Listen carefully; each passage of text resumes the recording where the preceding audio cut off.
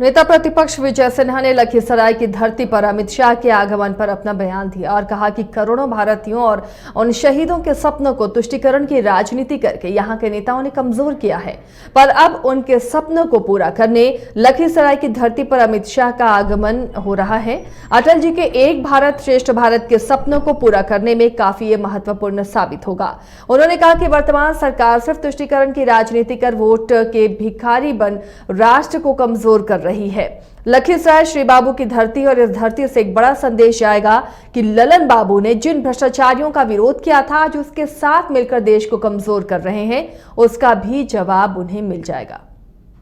यहाँ की जनता आज एक भारत श्रेष्ठ भारत, जो श्रद्धेय अटल जी का, देश के प्रधानमंत्री नरेंद्र मोदी जी का, करोड़ों भारतीयों का, उन शहीदों का जिसका सपना था, जिसको तुष्टीकरण की राजनीति से विपक्षियों ने कमजोर करने का प्रयास किया, जिसने आतंकवादियों के पत्थर बरसाने पर भी मौन रहता है, देश के अंदर बम विस्फोट होने पर भी गौण रहता है और तुष्टीकरण की राजनीति से वोट के भिखारी बन करके राष्ट्र को कमजोर करता है, उससे मुक्ति दिलाने वाले देश के गृह मंत्री लौह पुरुष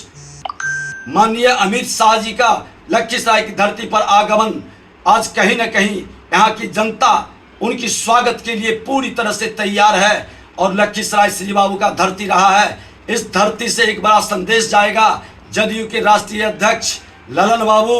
आप जिसके विरुद्ध में, जिस भ्रष्टाचारी और अपराधी आतंकवादी के विरुद्ध में आपने गया था, आज उसके साथ गलबहियां कर रहे हैं, उसका भी यहाँ की जनता जवाब देगी। और माननीय अमित शाह गृह मंत्री जी का यहाँ स्वागत अभिनंदन ही नहीं, इनके आह्वान पर श्री बाबू की धरती से फिर से बिहार के नव निर्माण के लिए, बिहार को अपराधियों से, भ्रष्टाचारियों से मुक्ति का एक आंदोलन शुरू होगा। वह आंदोलन 21वीं सदी के भारत बनाने में बिहार अग्रदूत के रूप में भूमिका निभाएगा। यह शंखनाद देश के गृह मंत्री जी के द्वारा 29 तारीख को किया जाएगा और विपक्षियों को एक बड़ा सबक मिलेगा कि ये राष्ट्र को एकजुटता करने के लिए, सामाजिक सद्भाव बढ़ाने के लिए ये बिहार की धरती पर आ रहे हैं, इसका एक बड़ा संदेश जाएगा। तो कल केंद्रीय गृह मंत्री अमित शाह के दौरे को लेकर बीजेपी में काफी उत्साह है। खासकर मुंगेर लोकसभा जो सीट है वो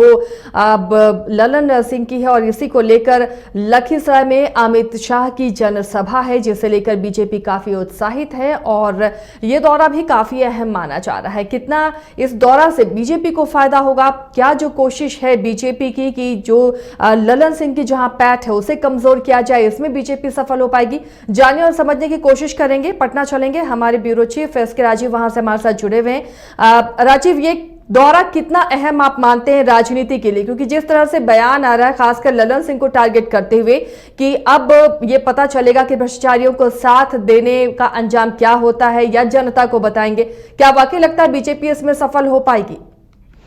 नहीं, देखिए, निश्चित तौर पर बीजेपी के सीधे तौर पर हार्ड टारगेट पर जो है, अगर बिहार की कोई नेता है तो वो ललन सिंह है, क्योंकि सुशील मोदी ने कल विधिवत एक बयान जारी किया था और यह कहा था आसिया कि ललन सिंह की वजह से ही जो बिहार में एनडीए गठबंधन था वो गठबंधन टूटा है, लिहाजा इसका खामियाजा जो है वो ललन सिंह को भुगतना पड़ेगा। और यही वजह है कि चौथी बार महागठबंधन बनने के बाद और एनडीए टूटने के बाद चौथी बार अमित शाह का ये बिहार दौरा हो रहा है। और जो हमारे सूत्र बता रहे हैं कि लखीसराय में एक मैसिव रैली को, वहां पर भारी भीड़ जो है वो इकट्ठा करने की पूरी तैयारी बीजेपी की तरफ से की जा रही है और वहां पर एक मैसिव रैली को संबोधित करेंगे। और लखीसराय का इंपॉर्टेंस इसलिए भी ज्यादा है क्योंकि मुंगेर जो लोकसभा क्षेत्र है, जहां से कि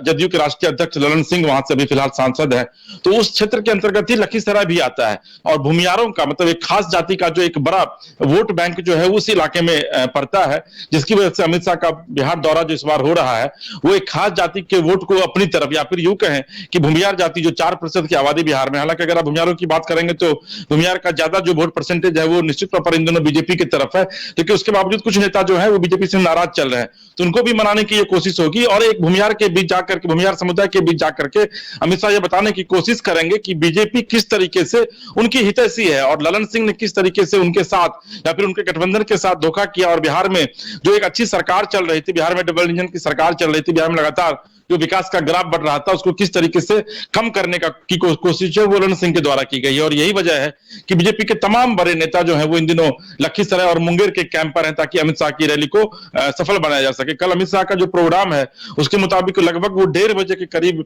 वो सीधे लखीसराय पहुंचेंगे, वहां से फिर वो 2 बजे के करीब जो है एक बड़ी जनसभा को संबोधित करेंगे, 1 घंटा वो लखीसराय में रुकेंगे और उसके बाद फिर वहां से वो वापस दिल्ली के लिए प्रस्थान करेंगे। तो अभी जो उनका जो एक रूट चार्ट जो आया है वो अभी फिलहाल यही है और बीजेपी पूरी तरीके से इस तैयारी में जुटी हुई है। हालांकि कल भीड़ कितनी जमा हो पाती है, अमित शाह कल की इस रैली में क्या क्या अपने उद्बोधन में बोलते हैं, इस पर सबकी नजर बनी रहेगी। लेकिन इतना तय माना जा रहा है कि अमित शाह के इस दौरे के बाद निश्चित तौर पर ललन सिंह की कम से कम परेशानी जरूर बढ़ने वाली है। जी आसिया। राजीव, इन दिनों आप देखेंगे मोदी सरकार के 9 साल पूरा होने के बहाने, उनकी उपलब्धियों को गिनाने के बहाने बीजेपी पूरी तरह से चुनावी बोर्ड में नजर आ रही है। कई तरह के कार्यक्रम फ्लोर पर नजर आ रहे हैं और अलग अलग जगहों पर पहुंच रहे हैं, केंद्रीय मंत्री तक पहुंच रहे हैं, सांसद पहुंच रहे हैं। इधर दूसरे खेमे में विपक्षी एकता में जो आपस की खींचतान है वो अलग, लेकिन तैयारियां क्या उस लेवल पर नजर आ रही है कि बीजेपी को जो टक्कर देने का सपना विपक्षी पार्टियां देख रही है वो पूरा हो सके?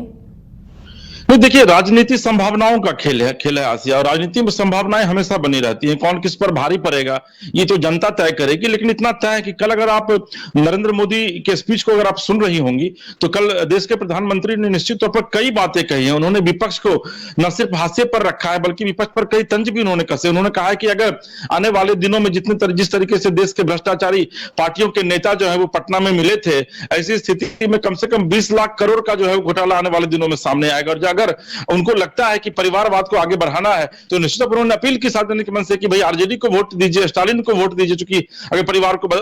परिवारवाद को आगे बढ़ाना है अखिलेश यादव को वोट दीजिए। लेकिन वाकई में अगर आपको राष्ट्र की चिंता है, राष्ट्रहित की बात करनी है तो फिर बीजेपी को वोट दीजिए। पहली बार ऐसा देखा गया है आसिया कि कल जब नरेंद्र मोदी अपने कार्यकर्ताओं को संबोधित कर रहे थे सार्वजनिक मंच से तो उन्होंने कई ऐसी बातें कही जो आज तक किसी प्रधानमंत्री ने नहीं कही। ये वजह कि विपक्ष पर तंज भी कस रहा है, उनको ये कह रहा है कि भाई अब नरेंद्र मोदी को अपनी हार का डर सता रहा है, लिहाजा वो इस तरीके से बौखला गए हैं। कल यूसीसी को लेकर के भी नरेंद्र मोदी ने कई तरह की बातें कही और जिसकी वजह से जो है आप देखिए होंगे कि देर रात जो मुस्लिमों का जो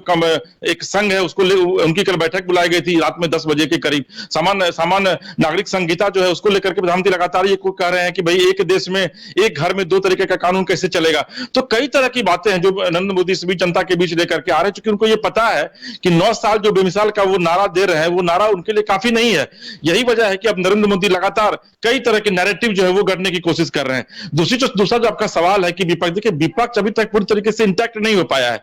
पटना में जो बैठक हुई थी विपक्षी दलों की उसमें 16 दल के भले ही राजनेता शामिल हुए थे, लेकिन विपक्ष की जिस दिन बैठक खत्म हुई उसी के देर रात अहिर रंजन चौधरी कांग्रेस के बड़े नेता है, बंगाल के वहां के प्रभारी हैं, प्रदेश अध्यक्ष हैं वहां के, उन्होंने बयान दिया और यह कहा कि भाई ममता के साथ हमारा एलाई जो है वो बंगाल में नहीं हो पाएगा। परसों ममता बनर्जी का एक बड़ा बयान आता है और वो कहती है कि भाजपा की बी टीम जो है वो कांग्रेस बन चुकी है और वाम दल और कांग्रेस साथ वो चुनाव नहीं लड़ेंगी। आने वाले दिनों में एक अलग गठबंधन होगा और उस गठबंधन के तहत वो दिल्ली और बंगाल में चुनाव लड़ेंगी। यानी कि वो अरविंद केजरीवाल की तरफ इशारा कर रही थी क्योंकि वो भी कांग्रेस से खफा चल रहे हैं। तो महागठबंधन के बीच अभी भी खींचतान जो है वो जारी है और सबसे ज्यादा खींचतान तब होगी जब सीट बंटवारा होगा। क्योंकि अगर सिर्फ बिहार की अगर आप बात करेंगी तो बिहार में 40 सीट है, 40 में 16 सीट पर जदयू के अभी सिटिंग एमपी है और तो 16 सीट से कम पर जदयू समझौता नहीं करेगी। आरजेडी भी कम से कम कहेगी कि हम 16 सीट पर लड़ेंगे, क्योंकि जदयू के मुकाबले वो कभी भी कम नहीं चाहेगी सीटें। इसके बाद लगभग 4 पार्टियां और उनके साथ है, वो 4 पार्टियां क्या कांग्रेस आपको लगता है कि